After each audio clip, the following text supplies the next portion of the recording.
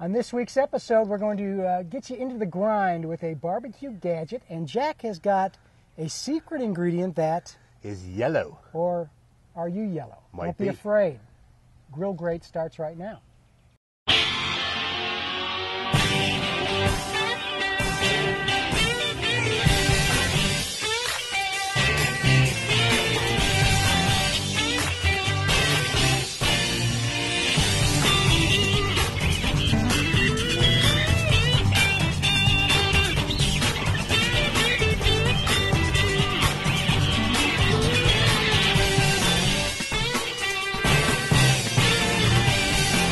From the low country of South Carolina, it is the birthplace of American barbecue.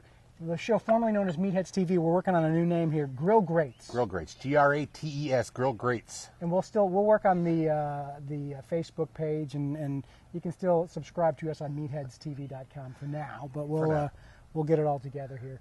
But we did get some subscribers. Excellent. To our email, our feed burner e-blast. So beer cheers time. to you. Cheers to you.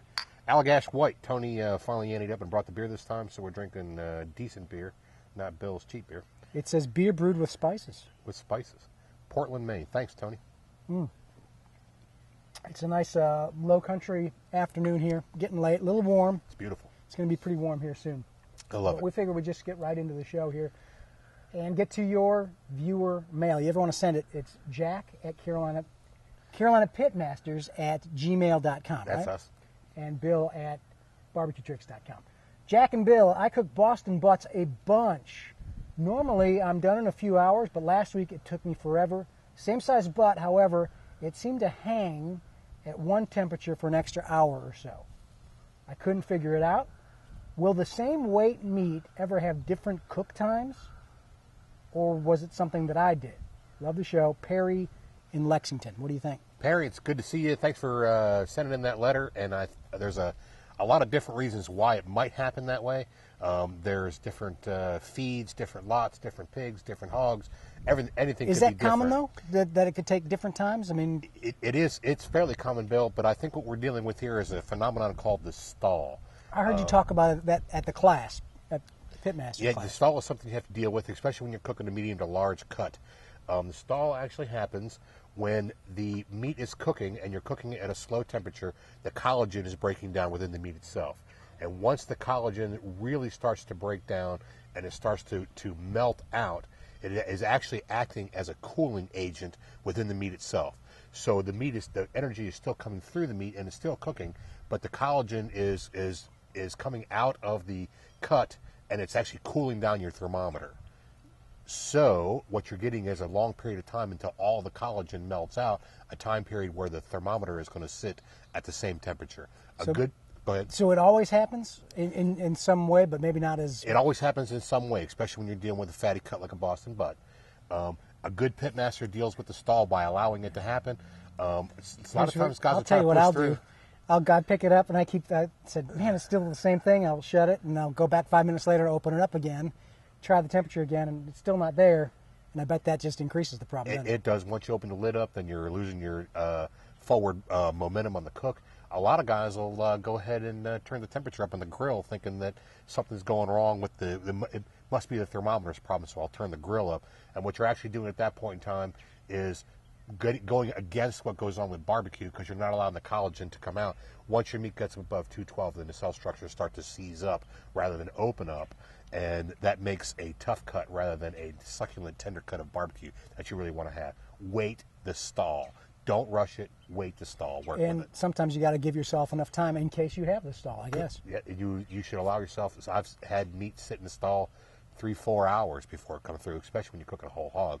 It's something you really have to expect to have happen. Brisket does the same thing. Pork does the same thing. Just wait to stall out.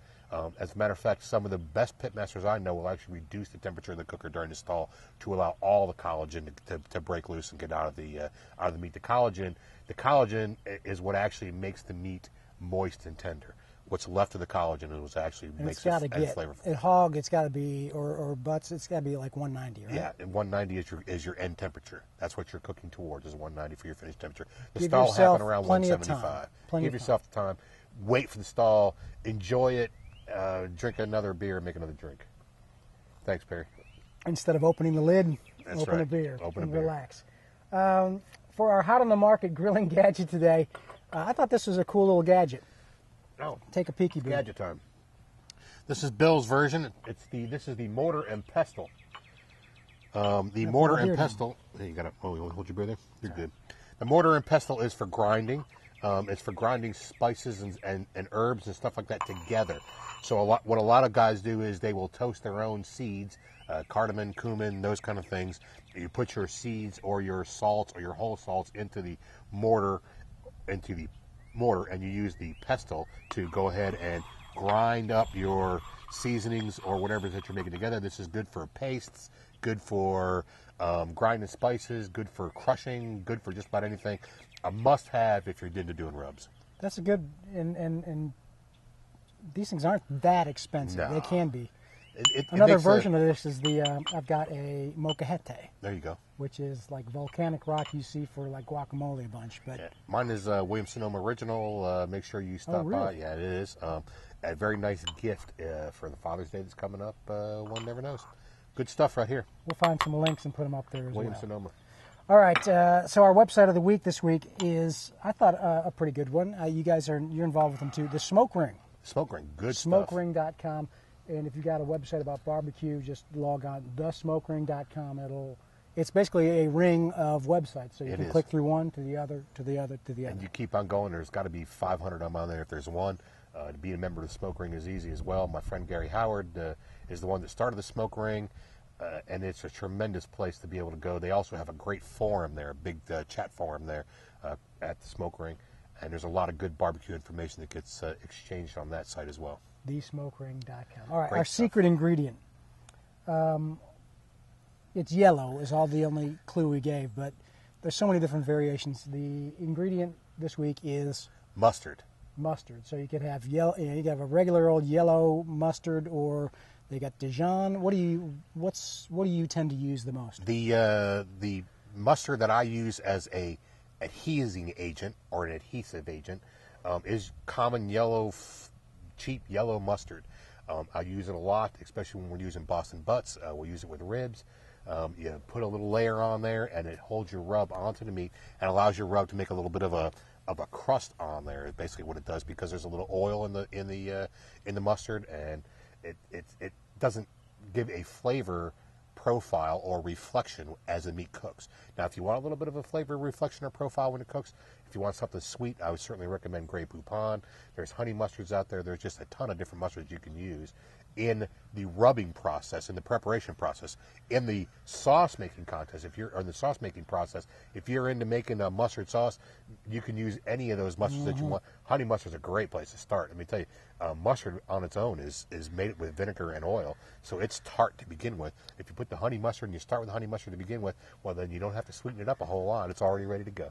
I like a Dijon in my special red sauce. Sure. So, and mustard's always, there's so many different variations. You can always cruise up and say, "Excuse me, sir, do you have any Grey Poupon?" There you go. It's a good thing. Or save, I hadn't seen that much of a difference really in some of like the generics and all too. So, just get what you like and experiment with it. I agreed. Cheap yellow mustard is always a good ingredient to have laying around the house anyway. If you don't have a jar of cheap yellow mustard, it's 50 cents at the store. Go pick one up. But yeah, you use the, for rubbing down a hog or a butt, Right. just use the cheap stuff. Use the cheap stuff. All you're using it for is an adhesive, not necessarily a flavor profile.